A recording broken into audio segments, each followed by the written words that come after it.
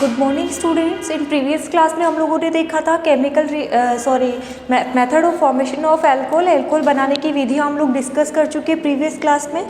और उसके अंदर हम लोगों ने देखा था कि किस टाइप से हम कार्बोनिल कंपाउंड के रिडक्शन से, कार्बोनिल कंपाउंड मतलब एल्डिहाइड और कीटोन के अपचयन से हम लोग एल्कोहल बना सकते हैं। एल्डिहाइड हमेशा 1 डिग्री एल्कोहल बनाएंगे, कीटोन हमेशा 2 डिग्री एल्कोहल बनाएंगे। उसके बाद हमने देखा था कार्बोक्सिलिक अम्ल के अपचयन से, और इसके अंदर देखिए रिडक्शन भी हमने अलग अलग देखा था। अगर Na प्लस C2H5OH है, मतलब कि NaOC2H5 है, तो इसका मतलब ये कि सोडियम प्लस एथेनॉल के प्रेजेंस में हो रहा है तो उसे बुओब्लोंग अपचयन कहेंगे। LiLH4 या NaBH4 के प्रेजेंस में हो सकता है, या फिर कैटालाइटिक हाइड्रोजनेशन हो सकता है जो कि Na और Pd और प्लेटिनम की प्रेजेंस में हो सकता है। तो इस टाइप से हम लोगों ने कार्बोनिल कंपाउंड का रिडक्शन देखा था और उससे हम लोगों ने एल्कोहल का फॉर्मेशन किया था। देन इसके बाद हम लोगों ने देखा था कार्बोक्सिलिक एसिड और उसके डेरिवेटिव्स, उनके डेरिवेटिव्स के अपचयन से, उनके रिडक्शन से किस टाइप से हमने एल्कोहल बनाया था। तो कार्बोक्सिलिक अम्ल के अपचयन करवाया और उससे हम लोगों ने क्या देखा, 1 डिग्री एल्कोहल बनता है हमेशा कार्बोक्सिलिक अम्ल के अपचयन से। देन इसके बाद हम लोगों ने देखा एस्टर का अपचयन करवाया, उससे भी हमने अल्कोहल बनाया। ठीक है। देन इसके बाद हमने देखा RMGX से भी हमने तीनों टाइप के अल्कोहल बनाए, 1 डिग्री अल्कोहल बनाया, 2 डिग्री अल्कोहल बनाया और 3 डिग्री अल्कोहल बनाया। ठीक है। और उसमें भी हमने अलग अलग देखा, जैसे कि ऑक्सीजन, ऑक्सीरेन और एल्डिहाइड, फॉर्मेल्डिहाइड, इससे 1 डिग्री अल्कोहल बनता है। अगर फॉर्मेल्डिहाइड की जगह अन्य एल्डिहाइड ले ले या फिर कीटोन ले ले तो कीटोन से 3 डिग्री अल्कोहल बनता है। जबकि यहाँ पे फॉर्मेल्डिहाइड के अलावा अन्य एल्डिहाइड और अम्ल क्लोराइड, फॉर्मिक अम्ल क्लोराइड ले ले तो उससे क्या बनेगा, 2 डिग्री अल्कोहल बनेगा। अब फॉर्मिक अम्ल क्लोराइड के अलावा अन्य कोई अम्ल क्लोराइड ले लिया जाए या फिर कीटोन ले लिया जाए तो इससे हमेशा क्या बनेगा, 3 डिग्री अल्कोहल बनेगा। ये सारी चीज़ें हम लोग मेथड ऑफ फॉर्मेशन में देख चुके हैं। ठीक है।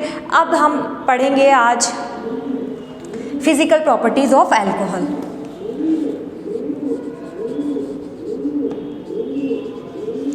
Physical properties of alcohols. Alcohol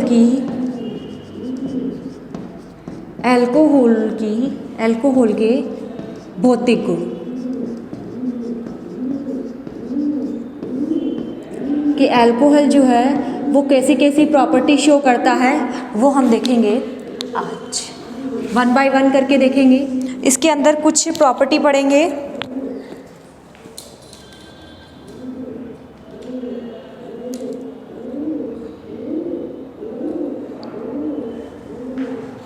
okay, so first property होगी, अगर देखिए एक चीज़ ध्यान रखना, अगर डिफरेंट टाइप के अल्कोहल बनाने ईस्टर से तो वो ईस्टर से ही बन सकता है। एक ही कंपाउंड से 2 डिफरेंट टाइप के अल्कोहल बनाने तो वो ईस्टर से ही बन सकता है। ठीक है।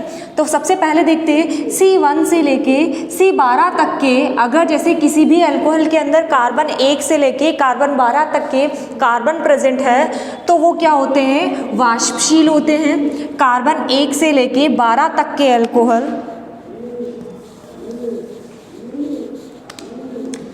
के एल्कोहल वाष्पशील, मधुर गंध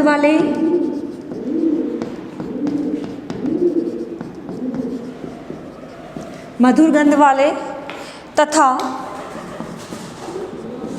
लिक्विड होते हैं, द्रव होते हैं। ठीक है। द्रव अवस्था में होते हैं, लिक्विड अवस्था में होते हैं, हमेशा याद रखना अवस्था में होते हैं। जबकि उच्चतर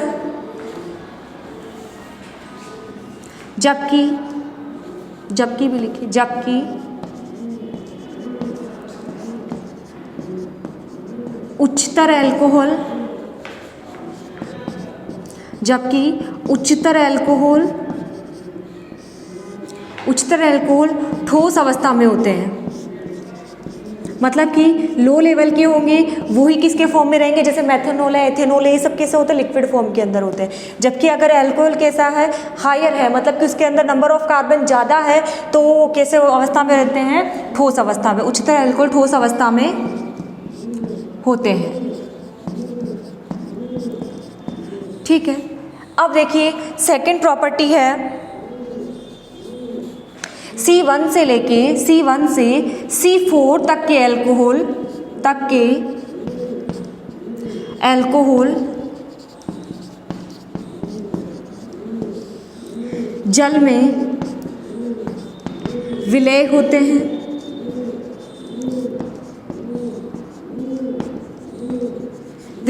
हैं। देन इसके बाद थर्ड प्रॉपर्टी देखिए, अणुभार बढ़ने के साथ साथ विलयता बढ़ती है। अल्कोहलों में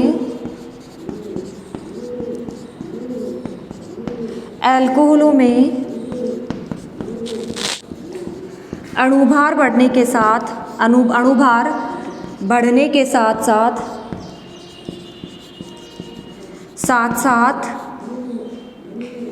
जल में विलयता भी बढ़ती है।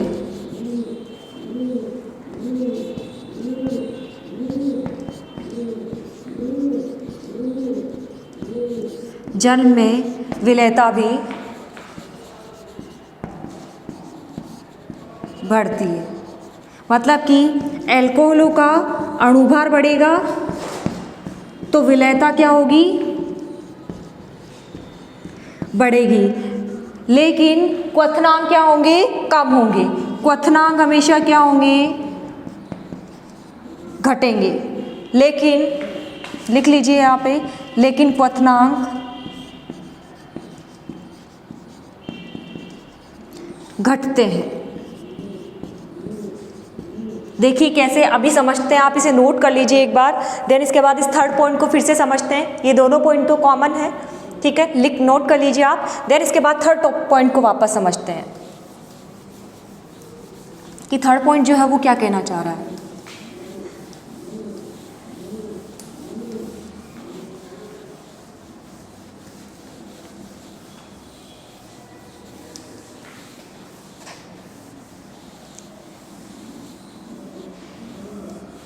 ये जो थर्ड पॉइंट है, ये थर्ड पॉइंट ये चीज़ कहना चाह रहा है, जैसे सपोज एक ले लिया मैंने CH3 CH2 CH3 CH2 OH, ये मेरा क्या है, प्रोपेनॉल, ठीक है। और एक ले लिया मैंने CH3 OH, ये क्या है, मेथेनॉल। तो इसका अणुभार देखूंगी तो देखिए यहाँ पे तो 3 तो कार्बन प्रेजेंट है, एक ऑक्सीजन प्रेजेंट है, OH तो दोनों में सेम हो गए, CH3 सेम हो गए। तो यहाँ पे CH2 और CH2 मतलब कि 14 नंबर 28 ज़्यादा है। अणुभार निकालेंगे भाई, अणुभार निकालने के लिए ऐसे ही तो करते हैं, जितने कार्बन होते हैं उसको उसके एटॉमिक मास से मल्टीप्लाई कर दिया जाता है। तो यहाँ पे 3 कार्बन है तो मतलब कि 3 × 12 प्लस कितने हाइड्रोजन है टोटली, यहाँ पे 4 3 7 और 8 मल्टीप्लाइड बाय, इसी टाइप से तो करते हैं। जैसे इसका मैं निकालूं, मॉलिक्यूलर वेट निकालना चाहूँ तो देखिए 3 × 12 प्लस 3 कार्बन है, एक का 12 होता है तो 3 का जितना होगा उतना आ जाएगा। यहाँ पे टोटली 8 नंबर प्रेजेंट है, किसके, हाइड्रोजन के, तो 8 × 1 और ऑक्सीजन कितना है, 16 नंबर में, एक ही ऑक्सीजन प्रेजेंट है, इसलिए ये लीजिए, ठीक है। अब यहाँ पे इसे बांट दिया 36, 8 और 16। अब इन सबको क्या करेंगे, ऐड कर लेंगे। ऐड करेंगे तो कितना आएगा जी, 6 6 12, ठीक है। तो ये कितना हो गया, 8 2 10 0 20, ठीक है। तो 20 का 2, 3 2 5 और 1 6, मतलब कि इसका टोटली कितना आ गया, इसका 60। इसका मॉलिक्यूलर वेट कितना आ गया, 60 आ गया। अब इसके मॉलिक्यूलर वेट की बात करें तो 12 × 1, क्योंकि एक ही कार्बन प्रेजेंट है, 3 × 1 प्लस 2 क्योंकि कार्बन कितने हैं यहाँ पे, 4 होगा, वेरी सॉरी। देखिए यहाँ पे हाइड्रोजन कितने हैं, 4 हाइड्रोजन प्रेजेंट है, इसलिए 4 × 1। देन इसके बाद 1 × 16, तो टोटली कितना हो गया, 12 प्लस 4 प्लस 16, 6 4 10 2 12 के 2 से लगे 32। मतलब कि इसका तो हो गया मॉलिक्यूलर वेट, इसका मॉलिक्यूलर वेट हो गया 32 और इसका मॉलिक्यूलर वेट हो गया 60। तो अब ये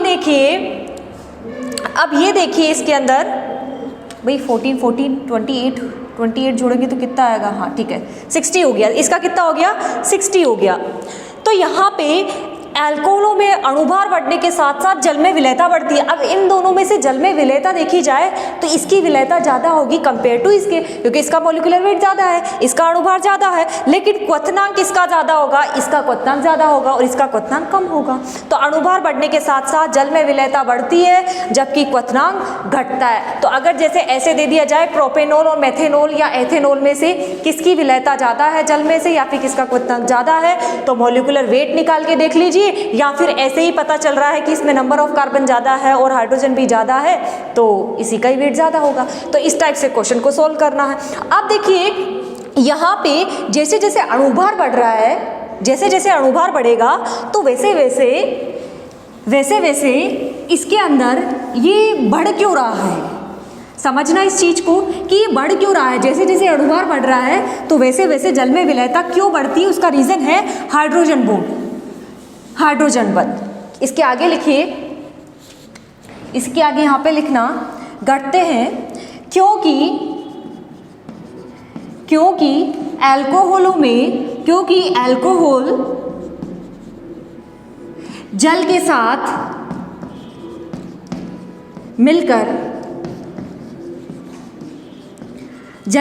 मिलकर हाइड्रोजन बॉन्ड बनाता है, इसीलिए विलेयता बढ़ती है। किस टाइप से, देखो ये हो गया मेरा ROH, ये मेरा अल्कोहल हो गया, ठीक है। अब इसने क्या किया, जल में घोलेंगे इसको तो ये क्या करेगा, हाइड्रोजन बॉन्डिंग करेगा किसके साथ, HOH। तो ये हो गया वाटर मॉलिक्यूल और ये हो गया अल्कोहल। तो इस टाइप से डिफरेंट टाइप के और भी जो मॉलिक्यूल्स होंगे वो एक दूसरे से बाइंड होंगे और इस टाइप से क्या बनाएंगे, हाइड्रोजन बॉन्ड का फॉर्मेशन करेंगे। तो इस टाइप से क्या बनेगा हमारा, ये बन जाएगा हमारा हाइड्रोजन बॉन्ड, इस टाइप से। ये फिर और एल्केल ग्रुप के साथ जुड़ेगा, अदर एल्कोहल ORH के साथ जुड़ेगा, ठीक है। तो इस टाइप से हाइड्रोजन बॉन्डिंग बनती रहेगी और सॉल्युबिलिटी बढ़ती रहेगी due to presence of hydrogen bonding. Important है अल्कोहलों की विलेयता। देखिए इसके आगे हम देखेंगे अल्कोहल, एक स्टेटमेंट ढूंढ लिखूंगी, अल्कोहलों की विलेयता समान अणुभार वाले एल्केन, ईथर और RX से अधिक होती है। तो वहाँ पे भी उनमें तो हाइड्रोजन बॉन्ड नहीं बनता है, लेकिन इनमें हाइड्रोजन बॉन्ड बनने की वजह से क्या होगा, बहुत सारे मॉलिक्यूल जो अल्कोहल के होंगे वो क्या होंगे, एक दूसरे से बाइंड हो जाते हैं और बाइंड हो जाते हैं तो अपने आप ही क्या सॉल्युबिलिटी बढ़ जाती है। अब 4th नंबर पे देखेंगे,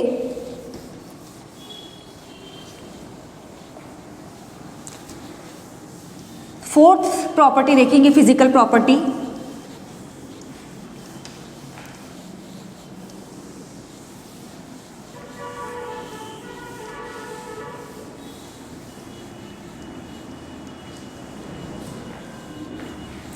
फोर्थ नंबर की फिजिकल प्रॉपर्टी क्या है वो देख लेते हैं। फोर्थ नंबर की होगी समावयवी अल्कोहलों में, समावयवी अल्कोहलों में शाखाएं बढ़ने पर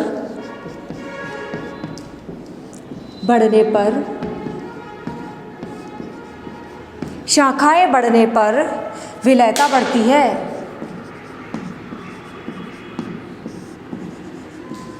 शाखाएं बढ़ने पर विलेयता बढ़ती है क्योंकि आपेक्षिक आयतन शाखाएं बढ़ने पर घट जाता है। शाखाएं बढ़ने पर घट जाता है। अब समझिए इस चीज को कि ये आपेक्षिक आयतन क्या चीज है। देखिए शाखाएं बढ़ेगी, नंबर ऑफ ब्रांचेस,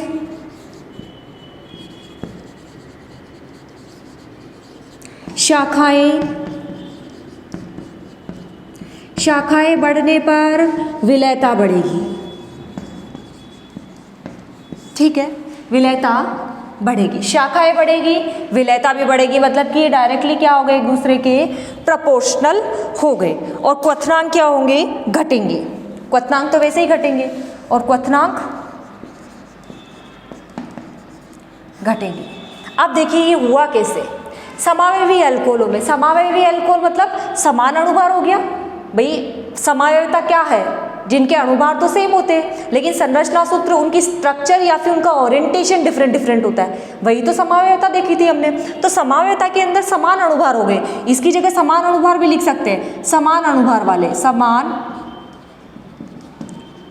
अणुभार वाले, समान अणुभार वाले या फिर समावयवी अल्कोहलों में शाखाएं बढ़ने पर विलयता बढ़ती है क्योंकि आपेक्षिक आयतन घट जाता है। देखिए कैसे, मैं इसे रफ करती हूँ यहाँ पे थोड़ा सा। अब देखिए समझते हैं कैसे। एक एग्जाम्पल लेते हैं और उस एग्जाम्पल से क्लियर हो जाएगा कि कैसे। जैसे सपोज मैं एक एग्जाम्पल लेती हूँ और वो एग्जाम्पल है CH3 CH2 CH2 CH2 OH। ये क्या है, ब्यूटेनोल है। ब्यूटेनोल है ये, एन ब्यूटेनोल।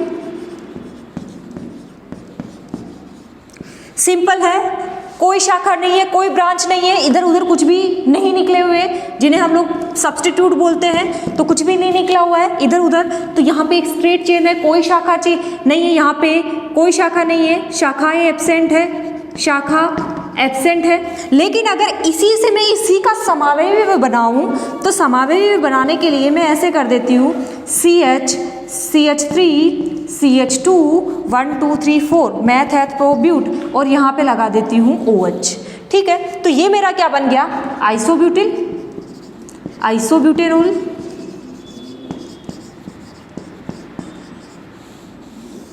ये मेरा क्या बन गया, आइसोब्यूटे या फिर आइसोब्यूटिल अल्कोहल लिख लीजिए इसे। इसको ऐसे लिखिए, आइसोब्यूटिल अल्कोहल। और ये मेरा क्या हो गया, आइसोब्यूटिल अल्कोहल। क्योंकि देखिए आधा नाम तो इसका IUPAC जा रहा है और आधा नाम इसका रूट नाम पद्धति जा रहा था, मैंने टोटली उसको रूट नाम में लिख दिया।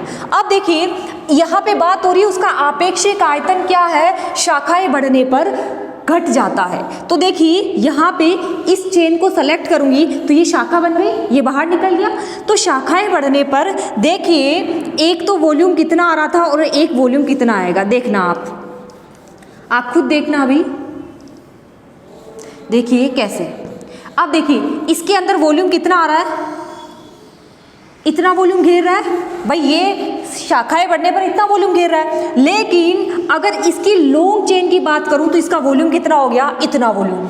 मतलब कि नॉर्मल कोई शाखा नहीं है तो इसका वॉल्यूम इतना है, लेकिन जैसे ही शाखा हुई तो इसका वॉल्यूम घट गया। वॉल्यूम का मतलब हो गया कि कितना वो सरफेस पर एरिया घेर रहा है, कितना वॉल्यूम घेर रहा है, वो कितनी जगह घेर रहा है, वो क्या हो गया, वॉल्यूम हो गया। तो ये 3D के अंदर कितना स्पेस घेर रहा है, ये इतना घेर रहा है। तो आपेक्षिक आयतन इसकी तुलना में, इसकी अपेक्षा में इसका आयतन क्या हो गया, घट गया शाखाएं बढ़ने पर। तो इसीलिए इसकी सॉल्युबिलिटी क्या होगी, ज़्यादा होगी कंपेयर टू दिस, इसके कंपेरिजन में। क्लियर, नोट कर लीजिए आप इसे, इस एग्जाम्पल को भी। देन इसके बाद हम लोग देखते हैं नेक्स्ट प्रॉपर्टी।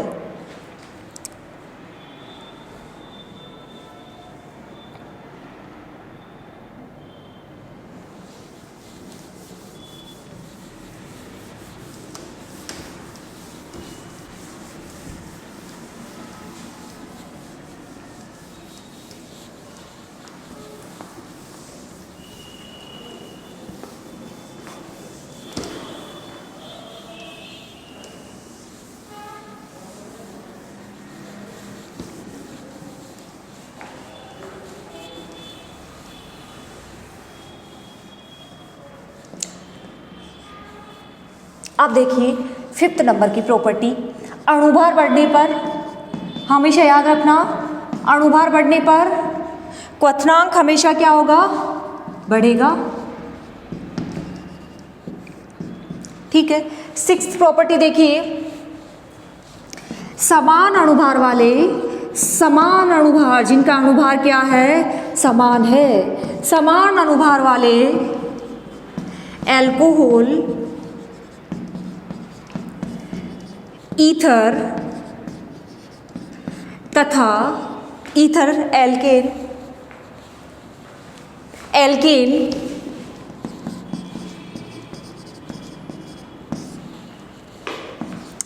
तथा ईथर में से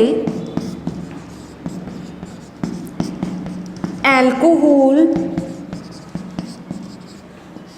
का क्वथनांक अधिक होता है।